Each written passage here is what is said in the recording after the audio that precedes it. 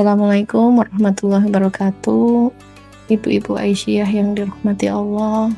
Alhamdulillahirrabbilalamin. Segala puji bagi Allah yang telah mempertemukan kita dengan bulan suci Ramadan penuh berkah, ampunan, dan rahmat. Salawat serta salam semoga tercurah kepada junjungan kita Nabi Muhammad SAW. Ibu-ibu Aisyah yang dirahmati Allah, Ramadan adalah bulan ibadah. Namun agar ibadah kita maksimal, kita harus tetap menjaga kesehatan. Karena kesehatan adalah nikmat besar yang sering kita lupakan. Kita akan ingat ketika kita sakit. Rasulullah bersabda bahwa ada dua nikmat yang banyak manusia tertipu, yaitu kesehatan dan waktu luang. Untuk kajian pada pagi hari ini tentang puasa, hubungannya dengan kesehatan, dimana ketika bulan puasa seringkali terjadi dehidrasi atau kurang cairan pada saat puasa karena jadwal minum ataupun makan kita yang tidak seperti hari-hari sebelum puasa. Salah satunya untuk mensikapi kurang cairan atau dehidrasi adalah dengan satu, meminum air pada saat sahur dan berbuka dengan pola 2-4-2. 2 saat berbuka puasa dengan 2 gelas air, 4 gelas pada malam hari. Ini bisa dilakukan setelah sholat raweh, kemudian 2 gelas lagi saat sahur.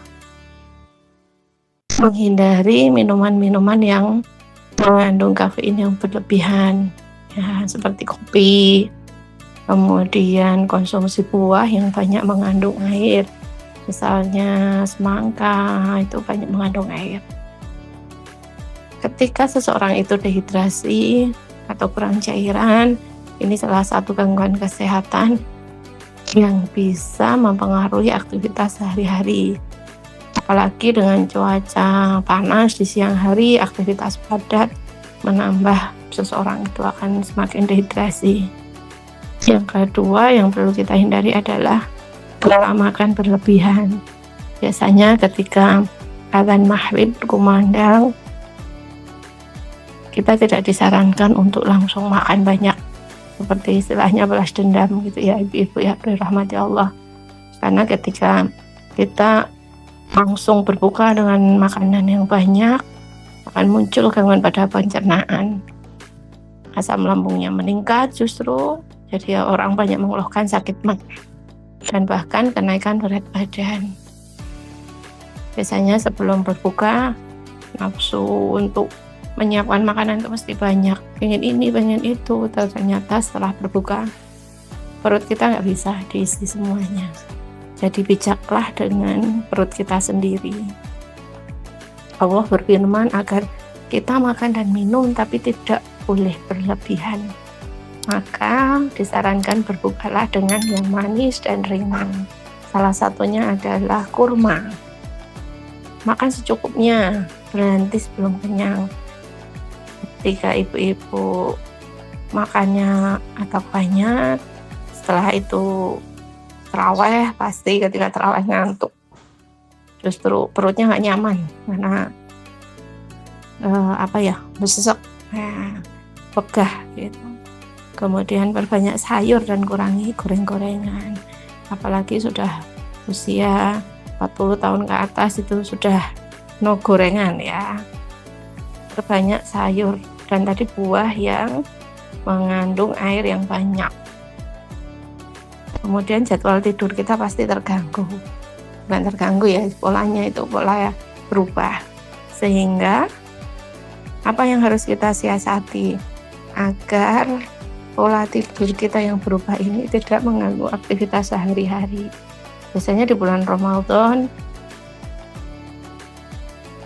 waktunya berkurang karena sahur dan taraweh. Ini bisa diatur sebenarnya ibu-ibu biar badan kita tidak terlalu lemas, sulit konsentrasi. Sehingga tipsnya adalah tidur lebih awal, seawal mungkin, dan memanfaatkan waktu siang itu tidur. Ya, ada Khalilullah gitu ya, sebelum duhur itu tidur sebentar untuk power nap itu, jadi mengembalikan kekuatan kita. Kemudian mengatur agar ibadah dan istirahat itu seimbang.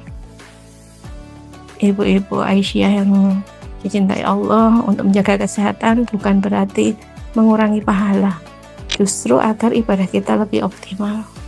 Islam adalah agama yang seimbang.